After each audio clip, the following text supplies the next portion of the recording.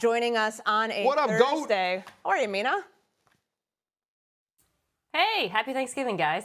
All right. Thanksgiving. Why don't we jump right into this matchup, because I want to get Mina's take on this. But RC, I know that you've got a touch screen that you want to get to. Well, because they asked me what I thought about the Cowboys winning today, and I was like, if the Cowboys win today, they can run the table. Okay. And everybody was like, oh, they can't run the table. I want to see how this is going to happen. Tell me why they can't. Okay, let's just say that Dak Prescott and Brian Schottenheimer team, they show up today, and unlike what Stephen A. thinks that they're going to do at all times, they win the big game. Now you go to Detroit. You're playing inside. It's right. It's going to be in prime time. Jared Goff hasn't been great this entire season. They can find ways to put pressure on him. Overshown is starting to show some of that speed, some of that athleticism, and the health on the back end has allowed this team to play much better defensively. They win a shootout there. Vikings, easy. They got J.J. McCarthy. Enough said. Chargers, now that's a difficult game. Their line, they haven't been protecting Justin Herbert the way that they should. We know that he's ultimately talented, one of the best players at the position, but also defensively, this team has been able to keep teams down from scoring, but people have been able to move the football on them in the recent weeks. So we're going to go with a win. Commanders, win.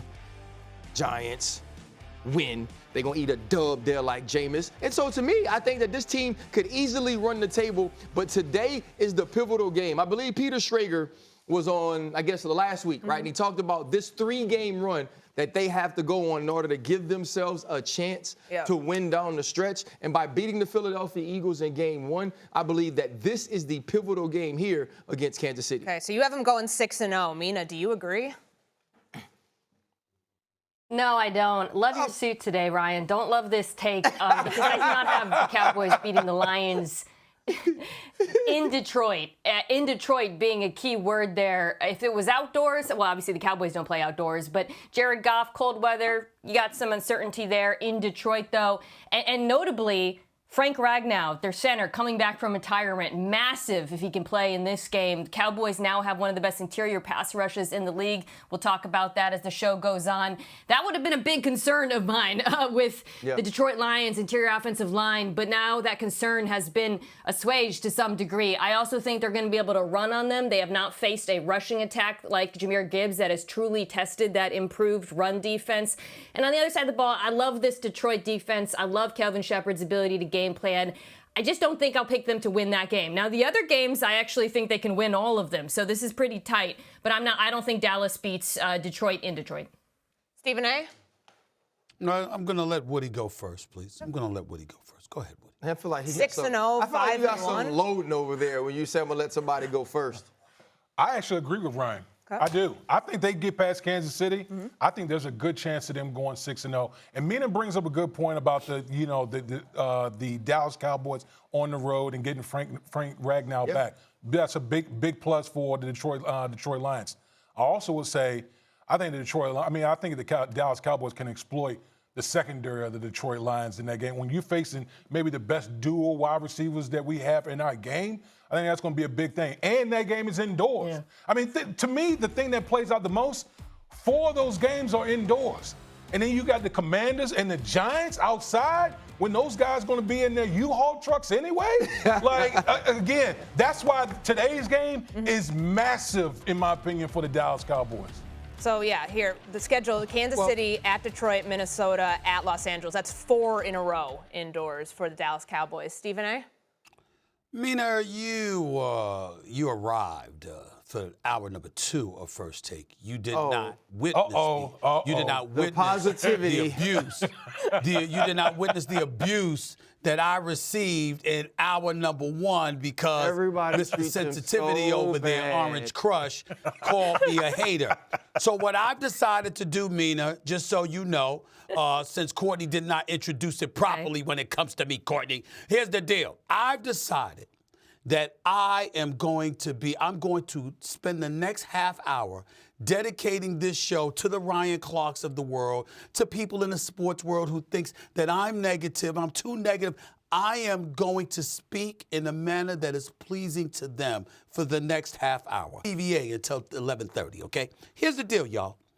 Stevie RC went up to the board. RC went up to the board there. First of all, the suit is impeccable, immaculate. props to you, okay? Secondly, even though I made the case that the Chiefs would beat the Cowboys this year, I was being a little bit too negative. When you look at Javonte Williams, and you can see the way that he's been running the football, right? Particularly after contact, all right? He's been running the football, third most yards, rushing yards after contact this season in the National Football League. The number is 7 and 19. Oh, by the way, when he's running the football effectively, obviously it promotes their play action. It's to promote their play action passing. What does Dak Prescott do in play action situations? He's completing 79% of his passes, 10.2 yards per attempt. I'm sorry. I apologize. I apologize. He's completed 80% of his play action passes, averaging 9.3 yards an attempt. The Chiefs are giving up a league high 79% completion on play action and over 10 yards a catch. So when you look at it from that standpoint, what I am saying is, as we purview the landscape and look at this Thanksgiving Day, even though I picked the Chiefs to win this game, the fact of the matter is the Dallas Cowboys have been exceptional. We need to appreciate that and understand it is very, very plausible that they can come out there today and win this game. So I just want to say, don't lie though. I apologize to Ryan Clark. I apologize to Ryan Clark. I sounded too negative, and let's not do that. The Cowboys have First off, this makes me want to puke.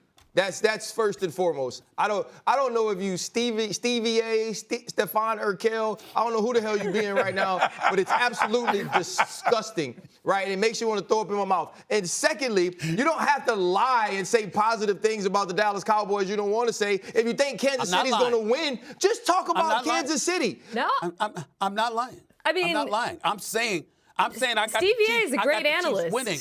I got the Chiefs winning, but you made very salient points, and I think it's incumbent upon me to recognize the fact that when you're making these points, just like Mina makes great points and Woody makes great points, it's incumbent upon me to acknowledge that. I just want to say, first of all, Stevie A had one of the exact same points I had when analyzing this matchup, the play-action passing attack against the Chiefs' defense. So Stevie A knows ball. Let's start there. I do have a question for him. I don't know if this is for Stephen A. or Stevie A. You're going to have to decide who answers this. Do the Cowboys beat Detroit? Choose your character and let us know who's answering, please, before you answer the question, because that factors into how we're going to interpret this. This is Steven. I'll put Stevie A aside for a second here. Thank you. I believe that the Cowboys will lose one of these games to the Chiefs or Detroit. Yeah. Not both, though. I think they win one of them. I think they lose the other. I think I've got the Cowboys going 5-1 over the last 6 weeks of the National Football League season. I don't believe they're winning all 6. I believe they'll go 5-1. So that puts them 11 and 11. And they're winning their last 4. They're winning their last 4, including the Chargers. They'll beat the Chargers. They'll beat Minnesota. They'll beat Commanders. They'll beat the Giants. They'll either lose to Detroit or the Chiefs. And I'm thinking they're going to lose to the Chiefs. This is a 10-6-1 team. So you think this is a 10-6-1 team? Yes, sir. First off, the points that Mina made are spot on, which she always is, right? That is astute analysis when you look at what these teams have been throughout this season. And now by adding Ragnow, you look at what Quinnen Williams has done, not only individually for this team with the inside pressure, but the way that he's opened up other teammates along the line of scrimmage because of the attention that he could draw and the pressure that he could create on the quarterback. I also love, like, even outside, to me, Carson getting healthy was something that we haven't talked about. Deron Bland now being comfortable in the way that he's utilized. Hooker, Donovan Wilson on the back end, and just a settling feeling, especially in sub package with Logan Wilson. I do believe that this defense has taken a step up. But what I've seen from them offensively and their ability to create, George Pickens now being a guy that's winning on inside breakers, facing a team like Detroit and Kelvin Shepard that loves to pressure and also loves man-to-man on the back end, I believe Brian Schottenheimer can exploit that with the play-action pass, as you've mentioned, next week. That's why today is so important to me. Okay, so let's get into X factors for this game. Sure. Stephen A., go ahead. No, I was just going to say, the only thing that I disagree with RC about, I think that Mina is absolutely positively exceptional, but the word always right. Well, there are times where, there are challenging. That's Stephen A. Smith. Yeah, Stephen A. That's coming Stephen back A. in. Smith. It's not You Stephen F. only made it 9 minutes. You made it 9 minutes. Here we go. There are times. I'm just saying always. She's 99% of the time. Okay, well, we'll hear about what Mina's X factor is. But I won't argue with you there. D. Wood, I want to get into this with you because you mentioned the receivers at the top when we had Stephen A. back here, not Stevie A. before he went positivity hour. Who is the X factor tonight that has to show up in order for Dallas to win this game? I'm actually going to go on the defensive side. Yeah. I'm going Damien Overshown as the X factor in this game. And I think, as much as we talk about Quinnen Williams, he's another guy that's really popped for the Dallas Cowboys defensively because of the speed that he brings on the defensive side. If you watch last week's game against the Philadelphia Eagles, how many times you saw him in open field tackling situations where he actually made those tackles, where he was actually mirroring Saquon Barkley or hunting down Jalen Hurts? See, that's what they're going to need today against Patrick Mahomes and the Kansas City Chiefs, because the one thing that Patrick Mahomes does very well is he extends plays, okay? And they're going to need a playmaker in Damien Overshown that's going to be able to mirror and spy and get after Patrick Mahomes when he inevitably gets outside of the pocket. I think, to me, he's the X factor in this game. Yeah, it's going to be red zone defense by the Dallas Cowboys versus the Kansas City Chiefs. When you watch this game or this team play this entire season, they've been able to move the ball 20 to 20. It's been about scoring, which the creativity of the Kansas City Chiefs throughout the years in the red zone was one of those things that we loved about them, because they seemed to score so often there that they could just toy with you. When Rashee Rice returned, it seemed like a intentional effort to get him the ball in those situations, but it hadn't progressed, it hadn't evolved. And so if the Dallas Cowboys can force them into field goal attempts instead of allowing touchdowns, I believe that's going to be a key factor in who leaves this stadium victorious today. I'm of the mindset Yeah, I agree with that that. the I'm going to Kansas flip City to the other Chiefs. side of the ball, though. I'm sorry. Yeah, good. Go ahead, Mina. I'm sorry. Oh, Go I'm ahead. so sorry. CeeDee Lamb I think, Yeah. has to have an incredible game here. And for me, Agreed. this is about matchups. The Chiefs are really strong outside at cornerback. Trent McDuffie, one of the best corners in the game. Jalen Watson's been excellent as well. Slot is where they're vulnerable. Slot is also where they're injured, by the way. And the Cowboys like to move CD around. Last week, you saw him winning a lot outside. That was because of the matchup. He also had some drops, of course. In this game, CeeDee Lamb in the slot, to me, has to be dominant. He has to cut down on those drops. I think he will. And if he is, I think that's a matchup that Dallas can take advantage of down the field. Yeah.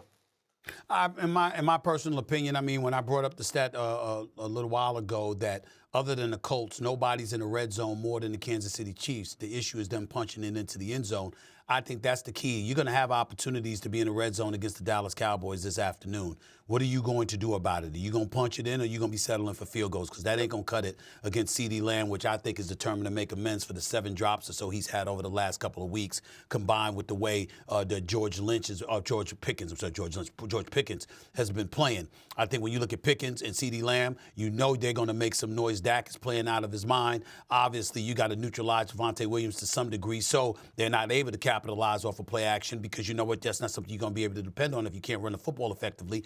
In the end, it comes down to Kansas City. I don't think this is about Dallas. I think this is about Kansas City and whether or not you can exploit the opportunities that are going to be available to you to punch the ball in the end zone. You do that, you win the game. You don't, you lose. Yeah, it's big. Kamari Connor, Jaden Hicks of the Kansas City Chiefs, they will be huge today defensively, especially with the way I saw Steve Spagnuolo moving to pressure on third down. What's that clock say? 11, 14? Okay, so we've got 16 more minutes of He only made it 9 minutes. He's done. CVA. I want to say this, Courtney. I want to say this.